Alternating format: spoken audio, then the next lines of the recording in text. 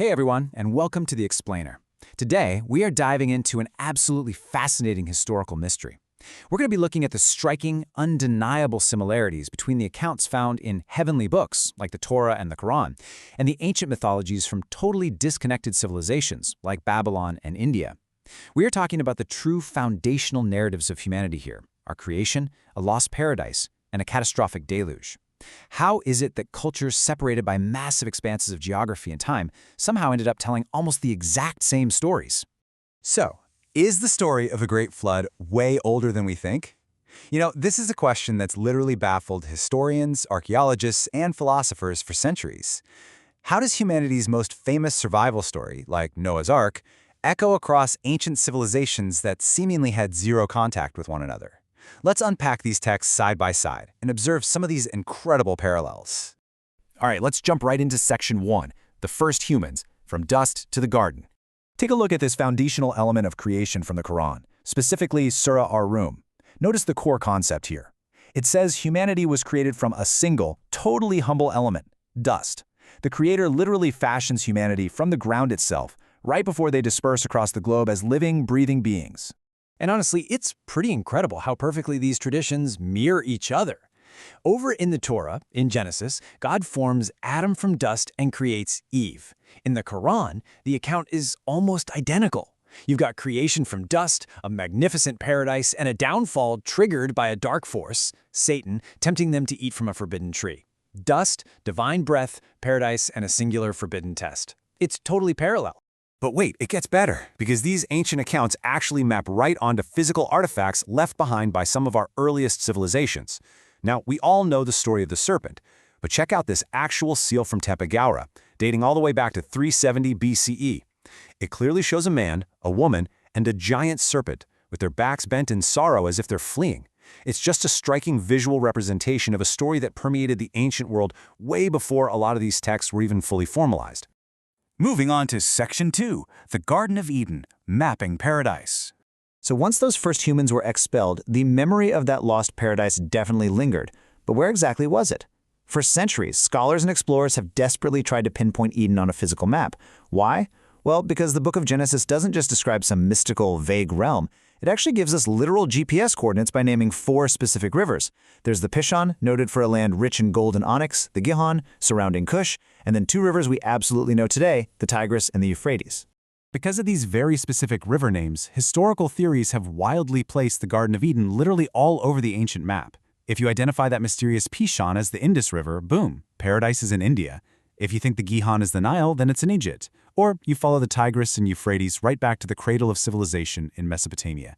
It really shows this deep, universal human urge to anchor our shared origin stories to a physical place we can actually point a finger at. Which brings us to Section 3, the Great Flood, a global catastrophe.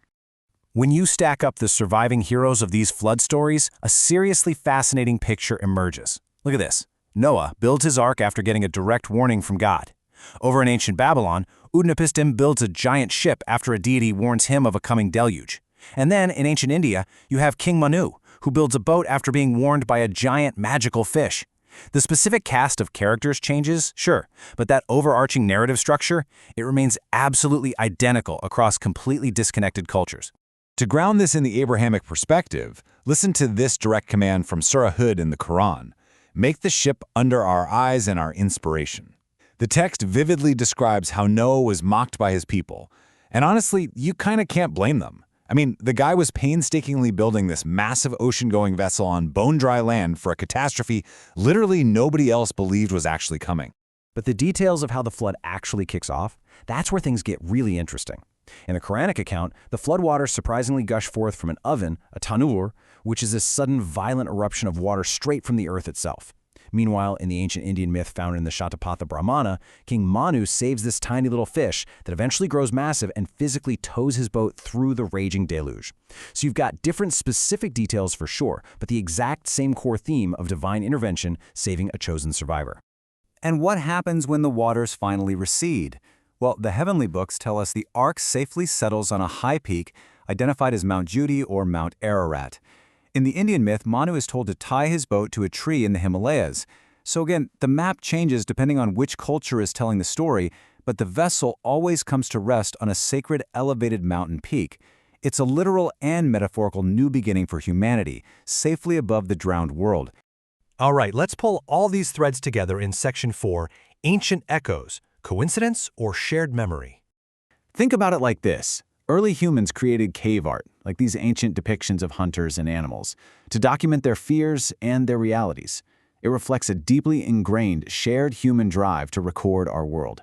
And in that exact same way, vastly separated civilizations recorded remarkably parallel stories about our ultimate origins. They just traded cave walls for clay tablets, papyrus scrolls, and memorized poetic verses. When you really pull back and look at the big picture, the shared arc of humanity is just undeniable. Across these completely different texts, we see creation from a single element of dust. We see a lost paradise ruined by a tempting force, so often represented by a serpent. We see a catastrophic global flood that completely wipes the slate clean. And we see a chosen survivor, warned in advance, tasked with saving life in a specially constructed vessel. So, what does this all mean? Why do disparate ancient cultures across the globe share the exact same memories of our beginnings? Are these striking, undeniable echoes just mere coincidence, the result of the human brain simply being wired to tell similar types of stories? Or do they point to the ultimate historical mystery, a genuine collective memory, passed down from the very dawn of our species? It's a pretty profound question to chew on. Thanks so much for joining me for this explainer. Keep questioning, keep learning, and I'll see you next time.